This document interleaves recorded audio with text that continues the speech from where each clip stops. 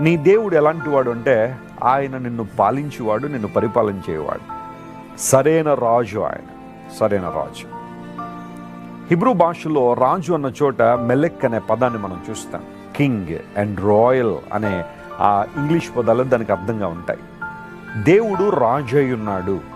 గమనించండి, బైబిల్ మనం జాగ్రత్తగా పరిశీలన చేస్తే దేవుని గుణ లక్షణాలను దేవుని ప్రజలు కీర్తించారు.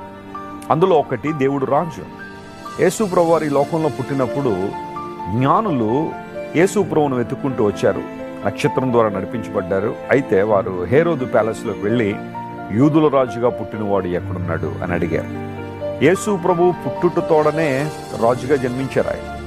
ఇక్కడ రాజు అంటే ఆయన ఒక ప్రాంతానికో లేకపోతే ఒక రాజ్యానికో పరిమితమైన వాడు కాదు. ఆయన విశ్వవ్యాప్తంగా ప్రతి ఒక్కరిని ఏలుబడి చేయగలిగే, ప్రతి ఒక్కరిని పరిపాలన చేయగలిగే అద్భుతమైన రాజు.